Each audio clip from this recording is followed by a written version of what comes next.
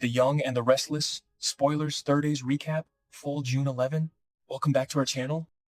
Today is a beautiful, drama-filled day to dive deep into the chaotic world of Genoa City, and we have so much to unpack about tomorrow's highly anticipated episode.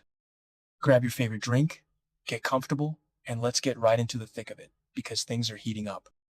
I can't believe they actually did that. I mean, I am sitting here late at night, typing furiously at my keyboard after watching the latest developments, and I just need to get this out of my system before I completely lose my mind. Let's start with the absolute most infuriating part of tomorrow's episode, because I am practically vibrating with rage. Oh my god. Can we please talk about Phyllis Summers for a second? Because I am completely dumbfounded by the sheer audacity of this woman. So, tomorrow, everyone in town is going to be talking about Phyllis returning Newman Enterprises. And guess what?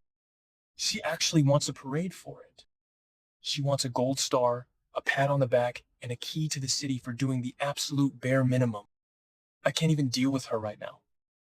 I've been watching since 2015, and this is the absolute worst, most classic, textbook Phyllis move in the history of the show. She only handed the company back because Victor Newman literally backed her into a corner with that fake AI evidence and threatened her with actual prison time. She didn't do it out of the goodness of her heart. But of course, in her twisted, delusional reality, she is the ultimate hero of her own story. I am so sorry, but Daniel Jr. is 100% right about his mother. She never ever learns her lesson. Remember when they tried this redemption arc with her years ago? Remember when she faked her own death to frame Diane and then played the victim when it all blew up in her face? Yeah, didn't work then either. It is exhausting. I love the drama she brings, don't get me wrong, but the character is trapped in this endless loop of self-destruction and zero accountability. She creates a massive fire, throws gasoline on it, complains that she is getting burned, and then expects us to thank her when she finally puts it out to save her own skin. No, Phyllis, you do not get brownie points for cleaning up a mess you maliciously created. Okay, wait, let me take a breath. I'm getting ahead of myself, and my blood pressure is spiking. Let's pivot to something that actually breaks my heart into a million pieces. The Shadow Room.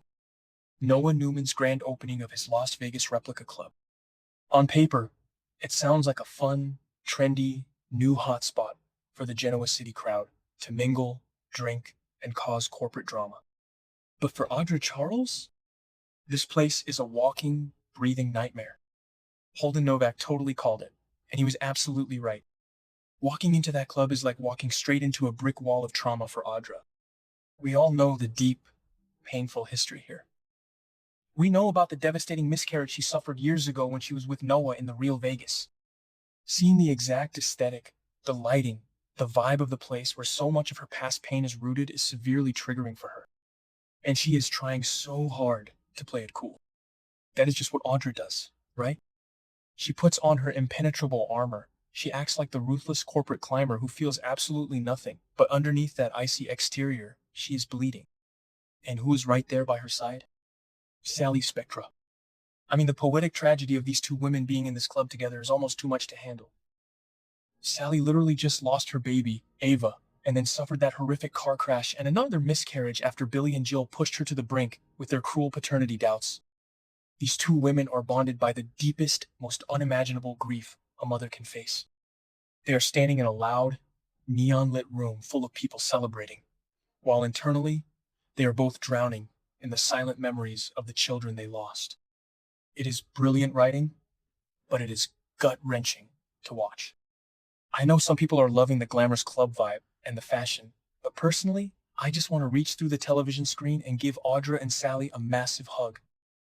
But wait, because the universe can never just let these women grieve in peace, we have to talk about the bartender. Why in the absolute name of all that is holy is Sienna Bacall bartending at the Shadow Room? Am I the only one who is screaming at the television right now? The club literally has no other staff yet, so Sienna is just back there slinging drinks like it is totally normal. This is the same Sienna who violently attacked Phyllis in a dark basement. The same Sienna who supplied Nick Newman with laced drugs and sent him into a fatal spiral that ended with him crashing his car and ending up on life support? She is unhinged. She is a dangerous criminal. And now she is zeroing in on Audra. The upcoming scenes show Sienna coming on strong and acting incredibly aggressive toward Audra, and I am terrified. Audra is already in an incredibly fragile emotional state, completely triggered by her surroundings, and now she has this psychotic, violent wild card all up in her face. What is Sienna's game here? Is she just a chaotic force of nature, or does she have a specific, twisted vendetta? I feel like she is a ticking time bomb, and Noah has unknowingly planted her right in the middle of his big opening night. I am dreading this confrontation, but I also cannot look away. If Sienna lays a finger on Audra, I swear I will riot. Audra has been through enough, and with Sally standing right there who's also barely holding it together physically and emotionally, this could escalate into a massive, tragic disaster. I mean, seriously, can someone in Genoa City please run a basic background check before they hire people to pour drinks? Okay, back to the point. Let's talk about the Genoa City Athletic Club. After the big party, we have a scene that I honestly did not see coming at all. But now that it is happening, I am highly intrigued. Victoria Newman and Kyle Abbott. They bump into each other at the bar, and instead of the usual snarky corporate warfare banter that we are so used to seeing between their families, they actually sit down and share a drink. Let's really analyze this for a second, because this dynamic is fascinating and weirdly refreshing. Kyle and Victoria have not been getting along lately. Their families are practically at war. Victor Newman, Victoria's ruthless father, is currently orchestrating the absolute destruction of Kyle's parents' marriage. Victor used Patty Williams to blow up Jack and Diane's relationship. Diane caught Jack in a compromising position with Nikki, and now Diane is missing. Kyle's family is in absolute shambles because of the mustache. And yet, here is Kyle, clinking glasses with the Ice Princess herself. Why? Because they are both exhausted. You can literally feel the fatigue radiating off both of them through the screen. They are both pawns and generals in this never-ending Abbott versus Newman chess match. And for one brief, fleeting moment, they just want to be two normal people having a drink at the end of a very long day. They talk about Phyllis returning the company because who in town isn't talking about that absolute train wreck?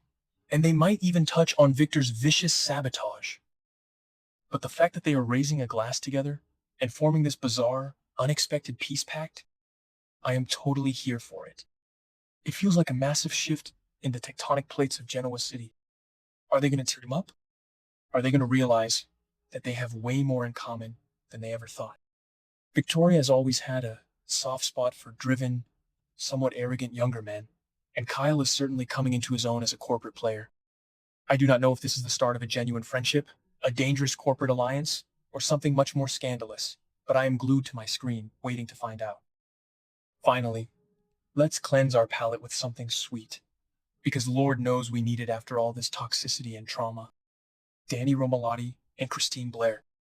Danny is giving Christine an emotional surprise, showing her a completely different, softer side of himself. And honestly, thank God, Christine has been through the absolute ringer lately. Between Phyllis framing her with that AI evidence, getting handcuffed in a crowded courtroom, and facing actual prison time for a crime she did not commit, the woman desperately needs a break. She needs romance. She needs stability. And Danny stepping up to be that rock for her is exactly what the doctor ordered. It is not some flashy material gift. It is a profound, emotional gesture. It is him proving that after all these decades, after all the heartbreak and the constant, relentless interference from Phyllis, he is truly there for her. It makes me so incredibly nostalgic for the old days of the show. It is a quiet, beautiful moment in an episode that is otherwise packed with screaming matches, trauma triggers, and corporate blackmail. I know some fans think they are boring or too vanilla, but honestly, in a town where everyone is constantly stabbing each other in the back and stealing each other's companies, I find their renewed connection incredibly refreshing and necessary. So, that is where we are at, my friends. We have Phyllis demanding a shiny crown for not being a convicted felon, Audra and Sally suffering in a neon-lit trauma room while a psycho bartender circles them like a hungry shark, Victoria and Kyle potentially forming the most dangerous and unexpected alliance of the year, and Danny and Christine just trying to survive the absolute madness with a little bit of pure love. I am exhausted just typing this all out. My fingers are cramping, but you know I would not miss a single second of this show for the world. What do you guys think? Am I being way too hard on Phyllis? Spoiler alert, I am definitely not. Do you think Sienna's going to push Audra over the edge? Let me know, because I desperately need to vent with people who actually get it.